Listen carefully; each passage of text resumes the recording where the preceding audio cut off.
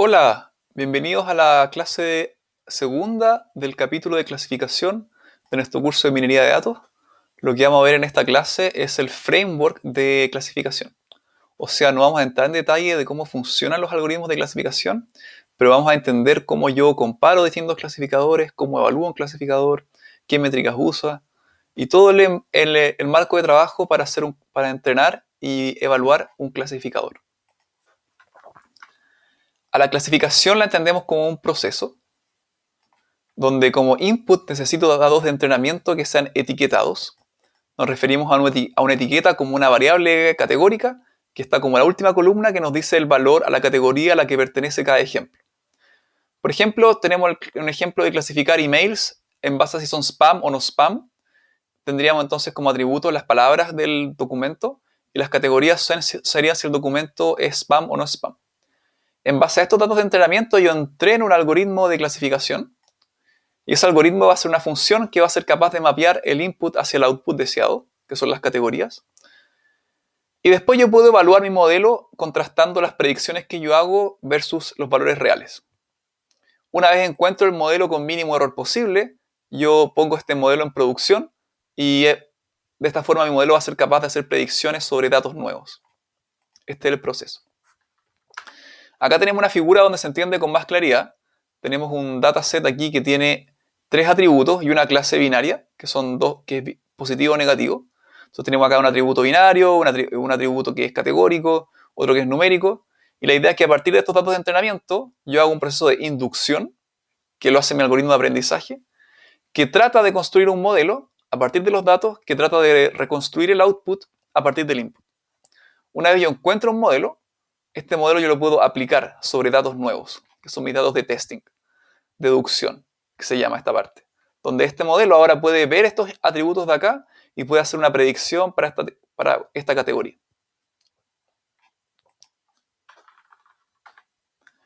Entonces, básicamente, crear un clasificador consiste en mapear los atributos X a una categoría categórica Y. Entonces, mi input van a ser mis datos, que van a tener atributos para X, que son varios ejemplos. Eso pasa a un modelo de clasificación y este modelo de clasificación es capaz de darme una predicción para la variable Y. Y esto en Machine Learning o aprendizaje de máquina se le considera como aprendizaje supervisado. ¿Por qué supervisado? Porque depende de datos etiquetados. Yo necesito que mis ejemplos hayan sido etiquetados manualmente generalmente para poder entrenar mi modelo. ¿Ya? Y eso en muchos escenarios puede ser un cuello de botella importante de cómo conseguir mis datos etiquetados. La clasificación se usa mucho tanto en Machine Learning, aprendizaje de máquinas, como en la minería de datos, pero con enfoques distintos. Cuando estamos en el contexto de Machine Learning, realmente lo que nosotros queremos es automatizar una tarea. O sea, quiero crear un modelo que sea para poner en producción, que sea capaz, por ejemplo, de reconocer rostros en imágenes, que sea capaz de hacer un filtro de spam, que sea capaz de recomendar una película. O sea, que yo realmente todo el proceso de anotación de datos y escoger los atributos lo hago cuidadosamente con mi objetivo de automatizar una tarea. Por otro lado, cuando hago clasificación en minería de datos, yo generalmente los datos los obtengo de algún lado y lo que yo quiero hacer es encontrar un patrón. Entonces yo uso la clasificación cuando quiero entender cómo se relacionan mis atributos X con mi atributo Y, que es mi clase, por medio del modelo predictivo.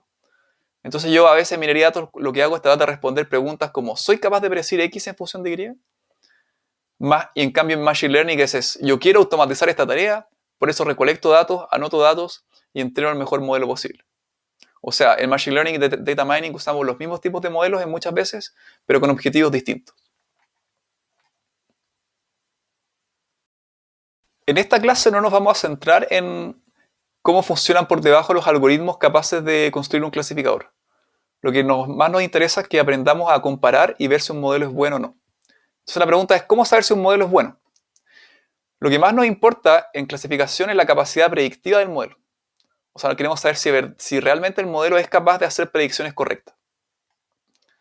Pero lamentablemente, si solamente nos restringimos a evaluar nuestro modelo en base a las predicciones correctas que hace sobre los datos de entrenamiento, eso no puede ser suficiente.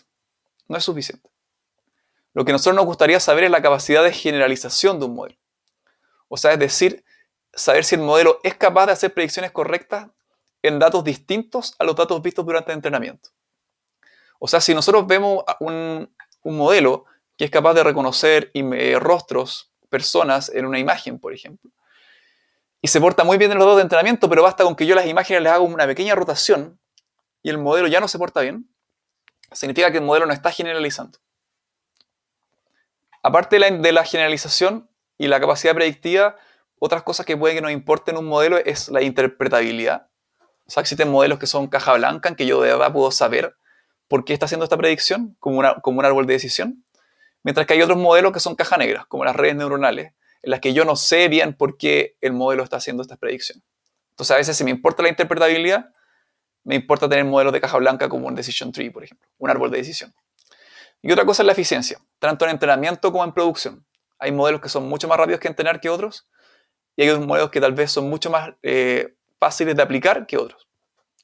Todas esas cosas tenemos que tenerlas en cuenta cuando entrenemos un modelo, pero lo que sí es fundamental es la capacidad predictiva. O sea, no saco nada con tener un modelo interpretable o eficiente si predictivamente no es bueno. Entonces, a grandes rasgos lo que pasa, acá les muestro un dataset de ejemplo, es que yo tengo mi dataset de entrenamiento, ¿no es cierto?, con ejemplos. Estos son acá es el caso de que una persona juegue tenis o un deporte, es un dataset muy conocido. Entonces mis atributos son cómo está el tiempo, el outlook, la temperatura que hace, la humedad que hace, si está ventoso o no, y la salida si la persona decide salir a jugar un deporte o no. Entonces mi idea es, para yo evaluar un modelo, es poder imaginemos que yo entreno un modelo sobre estos datos, y estas son las predicciones que hace este modelo para estos datos. Este es el modelo 1 y este es el modelo 2. Entonces mi idea para comparar un modelo es contrastar las predicciones con los valores reales.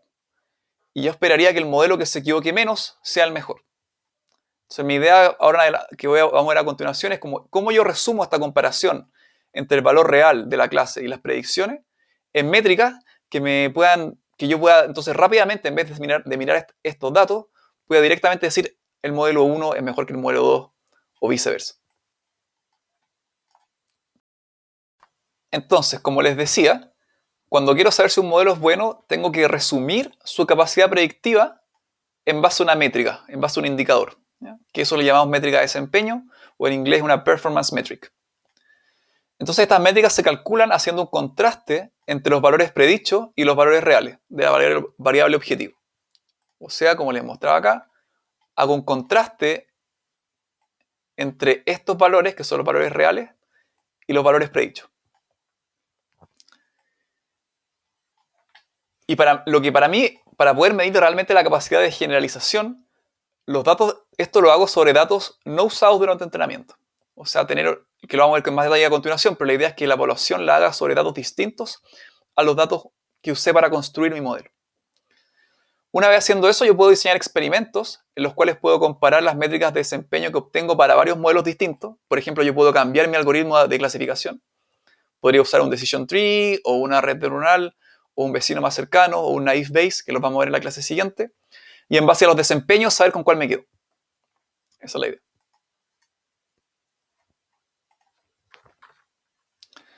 Entonces, la métrica más simple que uno puede hacer es accuracy, que es básicamente contar todos los casos que fueron correctamente predichos sobre el total. O también podría ser la tasa de error, que es 1 menos accuracy, que sería el total de predicciones incorrectas sobre el total. Entonces, por ejemplo, si vamos a este ejemplo de aquí, al que yo les puse acá, de jugar tenis, tengo entonces, en total son 15 ejemplos. ¿Ya? Entonces el accuracy de este sería todas las veces en que el modelo hace lo mismo que el valor real. O sea, 1, 2, acá se equivocó, 3, 4, acá se equivocó, 5, 6, 7, 8, 9, 10, 11. Entonces la accuracy de este es 11 sobre 15.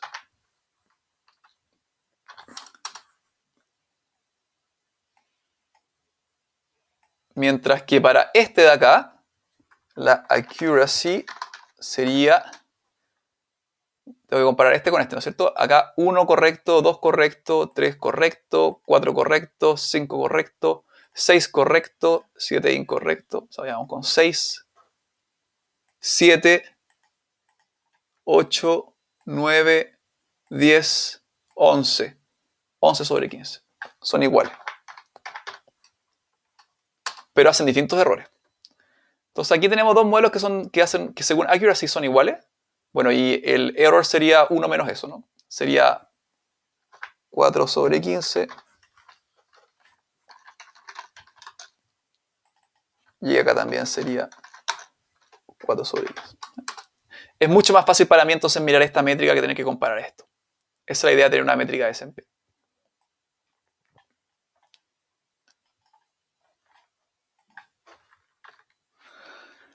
Lo que yo puedo hacer realmente, y es interesante, es darme cuenta que hay distintos tipos de errores. No es lo mismo decir no cuando era sí a decir sí cuando era no. Son dos tipos de errores distintos y a veces puede que un tipo de error sea más importante que otro. A veces decir que sí cuando tenía que decir que no es mucho más grave que decir que no cuando tenía que decir que sí. Eso pasa mucho en salud, por ejemplo. Es mucho más grave decirle a una persona enferma que no está enferma porque no se hará ningún tratamiento, a decir a una persona enferma, perdón, no enferma que sí está enferma, porque sí, puede que haya una molestia y tenga que hacerse un tratamiento necesario, pero es mucho más grave a la persona enferma no tratarla. Entonces hay varios ejemplos en que a mí me importan un tipo de errores mucho más grave que otro. Entonces en la matriz de confusión, yo básicamente hago una tabla de contingencia entre las predicciones y los valores reales. ¿Ya? Entonces acá tengo los casos en que yo era positivo y clasifiqué como positivo. Aquí que yo era positivo y clasifiqué como negativo.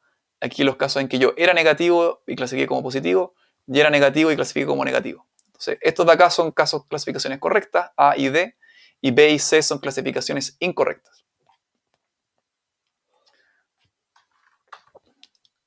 Entonces, el accuracy se puede calcular entonces como A más D partido en A más B más C más D. Exactamente lo que hice antes. Y el error rate podría ser entonces como los casos malos, ¿no es cierto? Que serían B más C partido en A más B más C más D, que es lo mismo que 1 menos accuracy. Lo interesante es que yo a estas cosas, a estas celdas les puedo poner un nombre. ¿Ya? Y estos nombres son lo que representan las tipas de salida que puede hacer un clasificador. Me refiero entonces a un verdadero positivo, al caso en que yo, true positive, TP, al caso en que el valor era positivo y yo lo clasifiqué como positivo. Un falso negativo es el que el ejemplo era negativo, pero yo lo clasifiqué como positivo. Perdón. Eso es un falso negativo. Un falso negativo es un caso en que el real es positivo, pero yo lo clasifiqué como negativo. Porque es falso negativo. En cambio, un falso positivo es uno en que yo dije que era positivo, pero realmente era negativo. Y un verdadero negativo es el que era negativo y yo lo clasifiqué como negativo.